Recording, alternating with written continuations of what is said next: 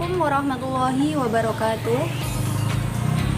Seperti yang kita ketahui, di masa pandemi corona ini, semuanya berdampak di berbagai bidang. Salah satunya adalah bidang pendidikan, di mana kita mengetahui, guna untuk memutus mata rantai penyebaran virus corona, diperlakukan adanya physical distancing. Termasuk juga dengan anak sekolah. Anak sekolah diberlakukan suatu program untuk belajar dari rumah, di mana agar tidak terpapar oleh virus yang semakin hari semakin meningkat untuk penyebarannya. Lalu, bagaimana dengan tingkat keberhasilan anak tersebut dalam proses belajar dari rumah, di mana kita mengetahui dalam proses belajar diperlukan seorang guru, di mana terjadi kontak secara langsung pembelajaran. Nah, pada video kali ini saya akan menampilkan tentang bagaimana pendampingan belajar di masa pandemi virus corona ini. Bagaimana selengkapnya? Mari kita saksikan.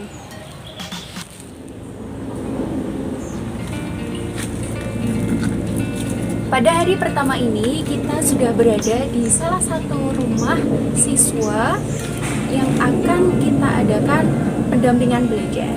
Lalu bagaimana dengan selengkapnya? Nanti kita akan bersama-sama belajar bersama untuk memecahkan suatu permasalahan yang dihadapi anak tersebut dalam proses belajar dari rumah.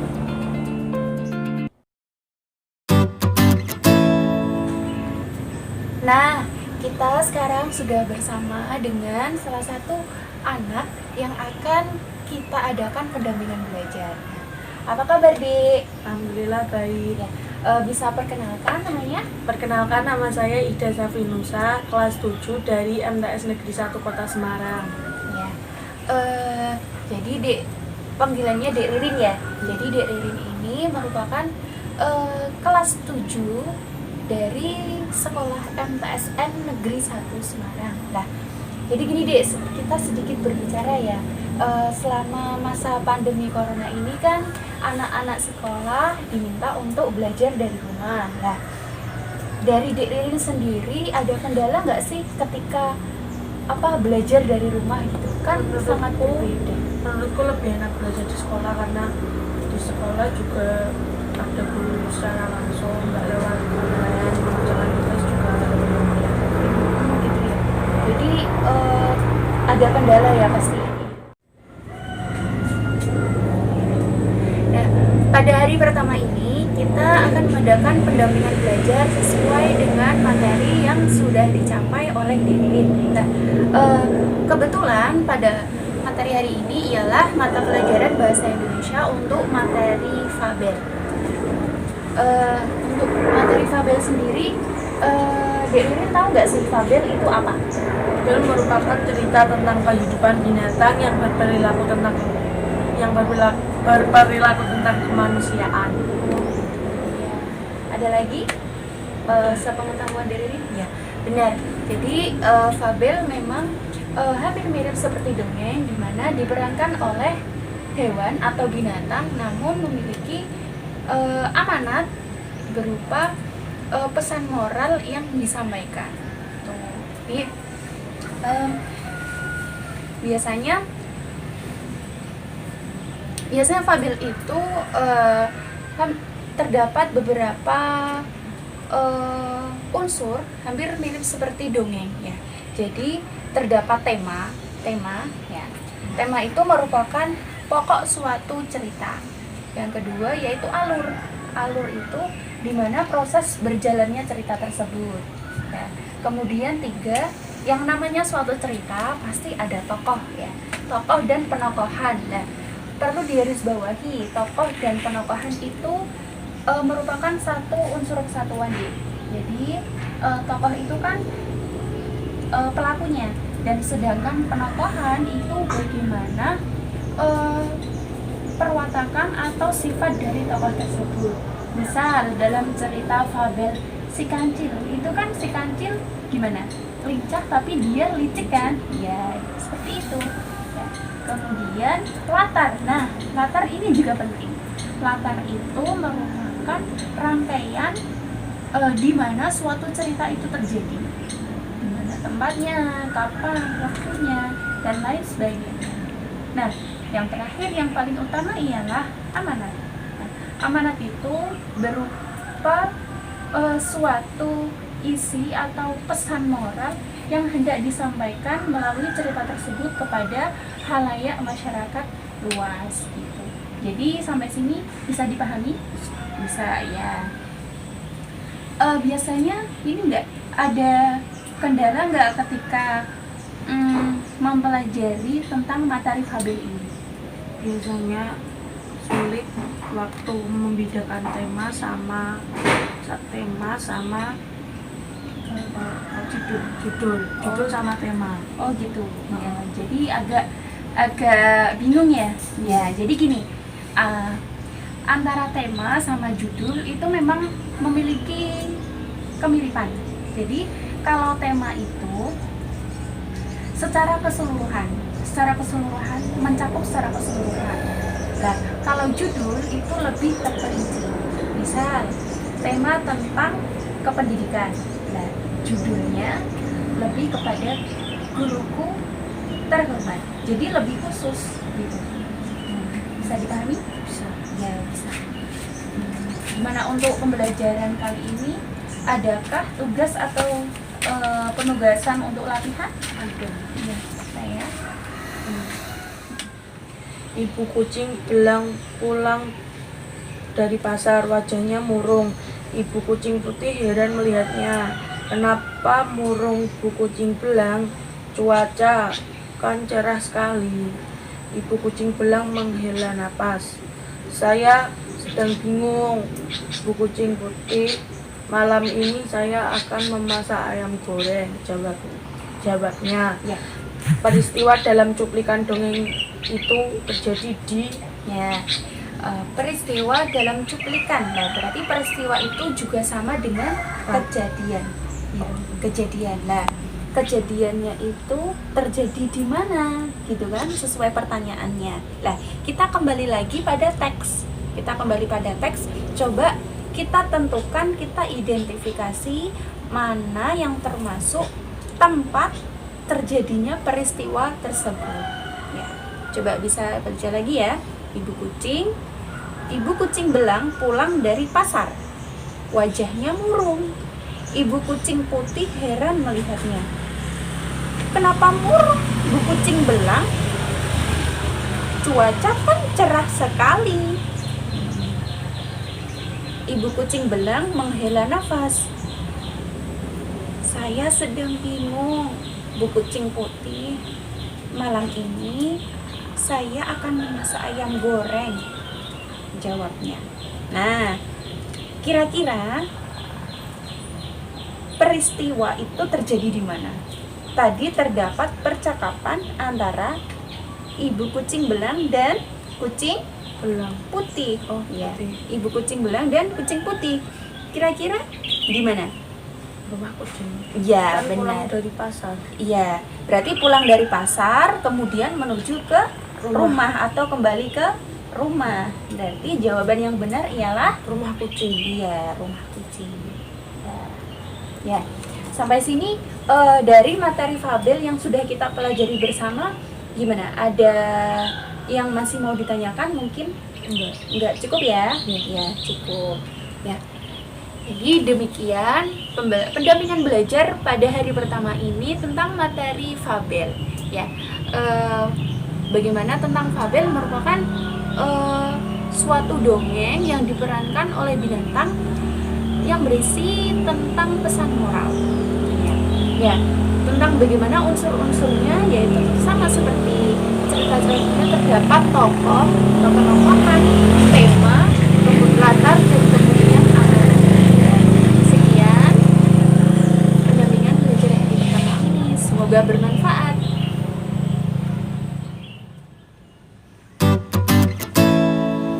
Nah, pada pertemuan kedua kali ini kita akan melanjutkan materi yang kemarin, ya.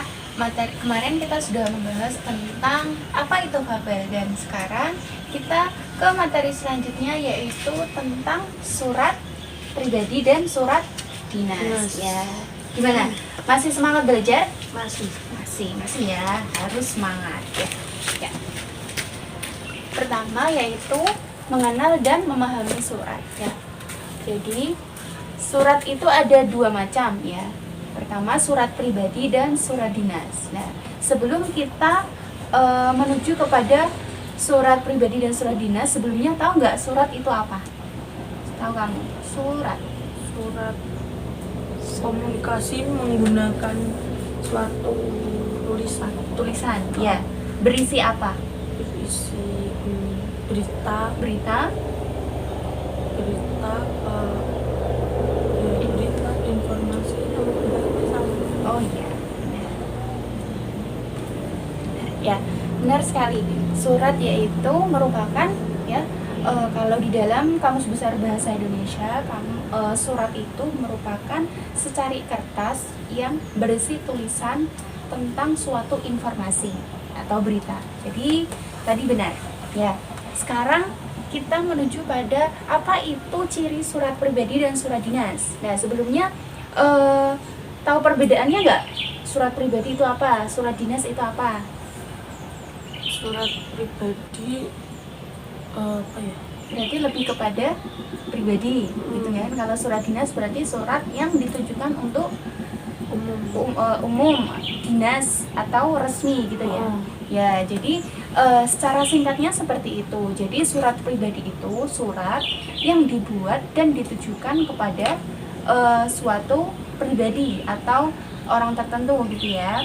Nah, kalau untuk surat dinas, sudah dilihat dari namanya surat dinas berarti surat yang ditujukan untuk kedinasan atau surat resmi. Nah, tentunya untuk ciri-cirinya pasti berbeda.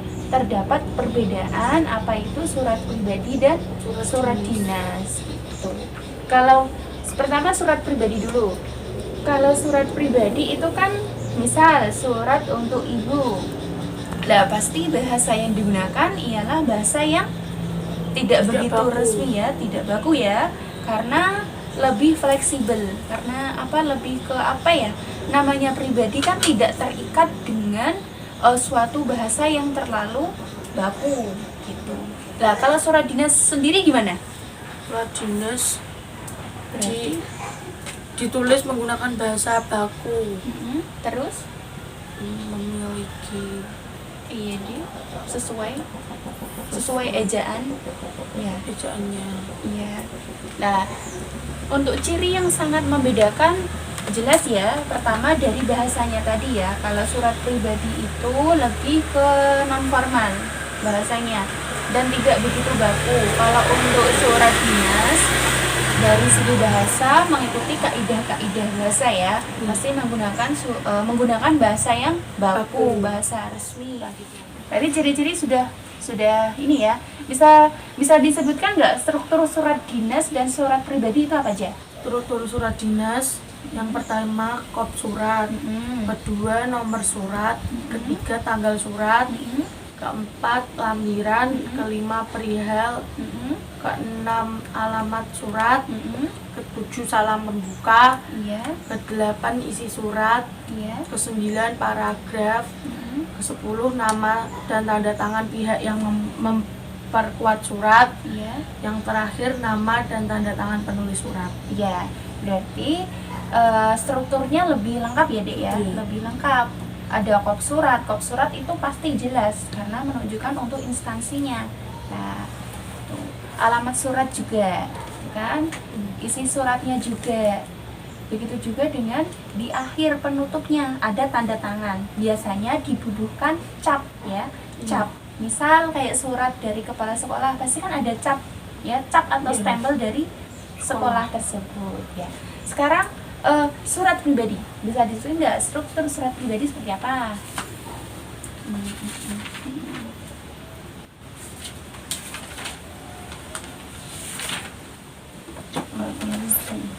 Surat pribadi Berarti langsung ke ini ya, alamat ya, alamat surat, salam pembuka, isi, salam penutup, ya, sama tanda tangan. ya.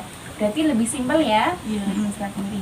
Nah, kita sudah belajar tentang mengenal dan memahami surat, baik surat pribadi maupun surat dinas. Nah, demikian pembelajaran pendampingan belajar pada hari kedua kali ini yang membahas tentang materi mengenal dan memahami surat pribadi dan surat dinas.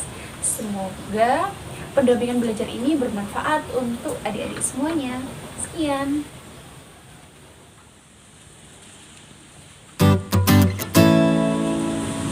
Nah, pada pertemuan ketiga kali ini kita akan melanjutkan pendampingan belajar, dilanjutkan sesuai materi yang sudah dilalui oleh Dek Ririn. Ya, hari ini kita mau belajar apa, Dek? Periodisasi masa praaksara. Ya, berarti mata pelajaran apa ini? Ilmu pengetahuan sosial. Ya, kita pada pertemuan kali ini akan belajar tentang periodisasi masa praaksara, mata pelajaran ilmu pengetahuan sosial. Nah, periodisasi masa praaksara. Tadi periodisasi masa aksara apa tadi? Periodisasi sendiri. Periodisasi perkembangan dari zaman ke zaman. Ya. Terus itu ada praaksara. Nah, makna dari praaksara sendiri, tahu nggak? Pra berarti sebelum, aksara berarti tulisan. Ya, berarti kalau digabung dari periodisasi masa praaksara itu berarti proses Perkembangan sebelum ada atau mengenal tulisan. Iya. Ya. Jadi benar, merupakan perkembangan dari masa ke masa sebelum kita mengenal tulisan. Ya. Selanjutnya dari periodisasi masa praaksara tersebut terdiri dari beberapa zaman ke zaman, ya. Di antaranya yaitu terdapat ada zaman berburu lah. Itu memiliki beberapa ciri-ciri, ya. Dek Ririn tahu nggak ciri-ciri dari zaman ke zaman yang terdapat pada periodisasi zaman praaksara tersebut? Zaman berburu memiliki ciri memiliki akal dan kecakapan yang terbatas, hidup di daratan rendah dekat sumber air, mata pencarian pokok berburu dan mengumpulkan makanan, hidup berpindah-pindah, hidup secara berkelompok, alat-alat yang digunakan masih sangat sederhana, belum mengenal bercocok tanam. Ya, berarti lebih ini ya, zaman berburu ini lebih manusia itu masih berpindah-pindah kehidupannya, belum menetap. Berarti istilahnya nomaden gitu ya. Nomaden itu kan masih berpindah-pindah, belum memiliki suatu tempat tinggal yang tetap. Yang kedua, selanjutnya ada zaman apa lagi? Zaman berburu dan mengumpulkan makanan tingkat lanjut. Ciri-ciri berburu menggunakan kapak batu, tongkat, tombak kayu. Proses mengumpulkan makanan mencakup daerah lainnya. Bertempat tinggal di gua-gua. Hidup berpindah tempat jika persediaan makanan kurang. Alat-alat yang digunakan masih berbentuk kasar. Hobi mengenal bercocok tanam sederhana. Berarti antara zaman berburu yang pertama tadi berarti kan masih tingkat sederhana atau meramu, ya. Atau bisa disebut juga dengan zaman Paleolitikum. Nah, kalau dikaitkan dengan zaman yang kedua yaitu zaman berburu dan mengumpulkan makanan tingkat lanjut, berarti kan masih ada kelanjutan. Masih ada kelanjutan, ya. Jadi yang pertama tadi masih benar-benar sangat sederhana, dan yang kedua itu merupakan lanjutan dari yang pertama. Tapi meskipun yang kedua zaman berburu mengumpulkan makanan tingkat lanjut itu masih ada kaitannya dengan yang pertama, itu pada zaman yang kedua itu memiliki perkembangan yang lebih gitu. Jadi kan terlihat dari ciri-cirinya, ya kan? Ya. Jadi kalau di zaman pertama tadi belum mengenal bercocok tanam, ya di zaman yang kedua itu sudah mengenal bercocok tanam. Tapi sederhana. Ya, berarti setelah itu ada zaman apa lagi? Zaman bercocok tanam atau disebut zaman Neolitikum. Ya, itu ciri-cirinya apa sih? Hidup secara menetap, sudah mengenal cara bercocok tanam dan memelihara hewan, mulai menguasai cara menyimpan makanan dan mengawet makanan secara sederhana, mulai mengenal sistem kepercayaan terhadap roh nenek moyang dan kekuatan alam. Alat-alat yang digunakan sudah diasah. Ya, berarti pada zaman yang ketiga ini atau zaman Neolitikum ini lebih kompleks ya. Jadi tadi yang pertama belum mengenal apa itu cocok tanam, kedua mengenal cocok, yang kedua mengenal cocok tanam. Baru yang ketiga ini juga sudah mulai percaya, ya kan? Percaya terhadap roh atau kepercayaan nenek moyang Dan kekuatan alam. Iya, kekuatan alam. Jadi begitu juga pada alat-alat yang digunakan untuk keseharian. Jadi mereka sudah mengenal pada zaman Neolitikum, mereka sudah mengenal apa itu alat untuk berburu, alat untuk memasak gitu. Sangat berbeda sekali ketika masih pada zaman Paleolitikum. Semuanya masih menggunakan apa pada zaman itu? Menggunakan alat-alat yang masih sederhana. Seperti di alam ya, batu gitu ya. Jadi masih sangat sederhana sekali gitu. Ya, dari periodisasi zaman praaksara ini sudah bisa dimengerti ya. Sudah. Berarti ketika nanti diminta untuk mengidentifikasi apa itu periodisasi zaman praaksara, jadi tahu ya. Jadi tingkatan-tingkatannya. Jadi tadi ada berapa macam zaman tadi? 3. Ada 3. Yang pertama Zaman berburu dan mengumpulkan makanan. Zaman berburu dan mengumpulkan makanan tingkat lanjut. Iya. Zaman bercocok tanam. Iya, benar 3. Ya. Jadi pada pertemuan ketiga kali ini kita sudah belajar tentang periodisasi zaman praaksara ya. Jadi kita sudah mengetahui apa itu periodisasi zaman praaksara serta pembagian zaman-zamannya dan juga ciri-ciri yang terdapat di dalamnya. Ya, untuk video kali ini semoga bermanfaat untuk pembelajaran selanjutnya. Ya, terima kasih.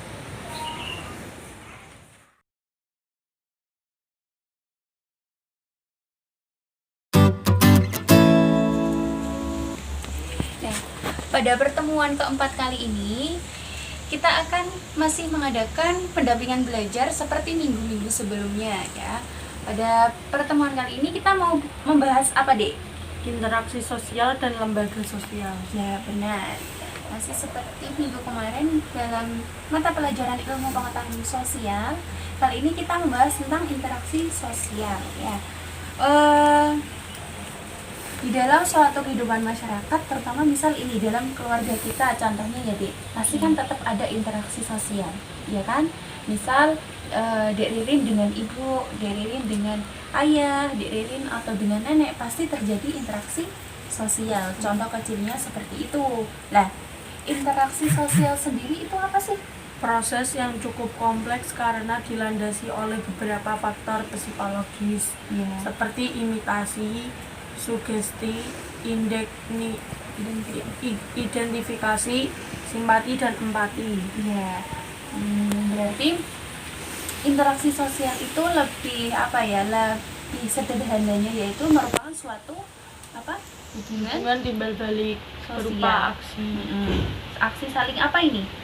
Memengaruhi antar individu. Iya, antar individu dengan kelompok dan juga antar kelompok disebut antara interaksi sosial. Ya, berarti secara sederhananya yaitu merupakan suatu hubungan timbal balik. Ya, di dalam suatu interaksi sosial, hubungan timbal balik pasti ada faktor-faktor yang memengaruhinya ya. Jadi apa tadi? Imitasi. Iya, imitasi apa sih?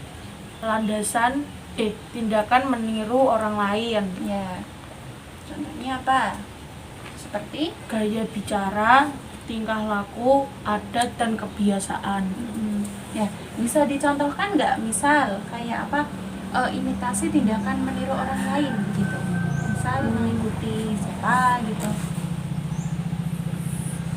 Seumpama kita lagi pengen meniru artis idola. Mengganti gaya rambut, gaya penampilan, dan lain-lain. Oh ya, gitu ya. Oke, benar. Selanjutnya yaitu sugesti. Ya, sugesti ini berlangsung ketika seseorang memberi pandangan atau pernyataan sikapnya, gitu ya. Berarti suatu sikap atau pernyataan yang diterima oleh orang lain, gitu. Iya paling. Bisa diberi contoh nggak? Misal kayak sugesti gitu. Misal dari kamu ke orang lain gitu. Kamu memberikan sugesti apa? Misal adikmu tadi, misal adikmu dia sakit gigi lah, biar adikmu itu percaya apa kalau dia sakit giginya itu bisa sembuh, yang kamu lakukan itu apa? Suruh menggosok gigi Gitu ya. Nah gitulah, itu merupakan contoh kecil dari bentuk sugesti gitu. Jadi paham ya sugesti itu ya. Ya, yang selanjutnya yaitu identifikasi. ya, identifikasi itu apa? Kecenderungan atau keinginan seseorang untuk menjadi sama dengan pihak lain. Ya, itu ya. Jadi lebih bersifat mendalam lagi. Kalau imitasi tadi itu meniru ya. Imitasi itu meniru, misal idola kita gitu kan. Nah, mungkin meniru gaya rambut atau gaya bicaranya gitu. Itu imitasi. Nah, kalau identifikasi itu lebih mendalam lagi gitu.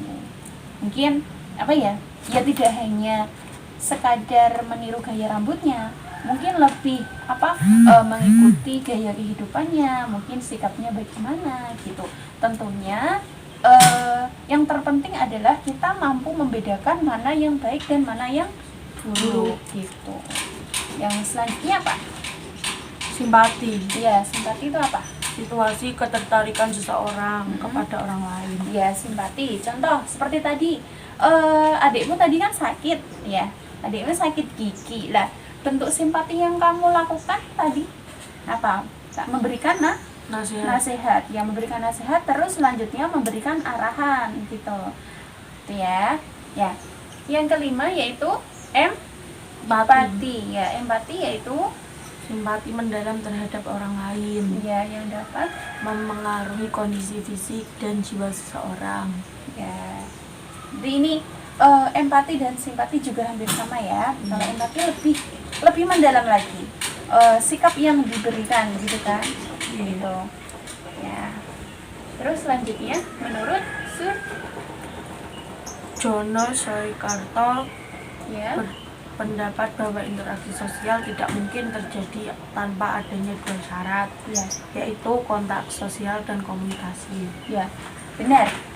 Menurut Surjono Sukanto menyatakan bahwa interaksi sosial tidak mungkin terjadi tanpa adanya dua faktor atau dua syarat tadi, dimana pasti adanya interaksi sosial pasti terjadi kontak sosial dan komunikasi. Ya, misal gini contohnya, ketika adikmu tadi sedang sakit ya, bagaimana bisa terjadi interaksi sosial? Pasti kamu kan berkomunikasi dengan adik gitu kan. Nah, itu nih contoh dari bentuk kontak sosial, dan di dalam kontak sosial itu terdapat komunikasi gitu. Jadi dua syarat tersebut harus ada dalam interaksi sosial ya.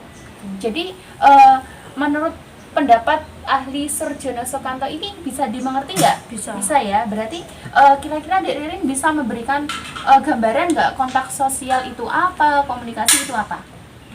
Bisa ya? Kontrak sosial hubungan antara satu orang atau lebih. Komunikasi proses menyampaikan pesan dari satu pihak pada pihak lain. Ya gitu ya. Jadi sejauh ini bisa dimengerti ya apa itu kontak sosial dan komunikasi, bahwa interaksi sosial itu hubungan timbal balik gitu ya. Ya gitu ya, bisa dimengerti sekarang ya. Baik, pada pertemuan keempat kali ini merupakan akhir dari pertemuan pendampingan belajar kali ini ya. Kita sudah belajar apa itu tentang interaksi sosial dan syarat-syarat di dalamnya ya. Di akhir pendampingan belajar ini semoga bermanfaat ya Dek gitu, tambah semangat ya belajarnya. Semoga kita berdoa wabah ini segera berakhir agar kita dapat kembali belajar bersama di sekolah. Amin. Gitu ya. Ya.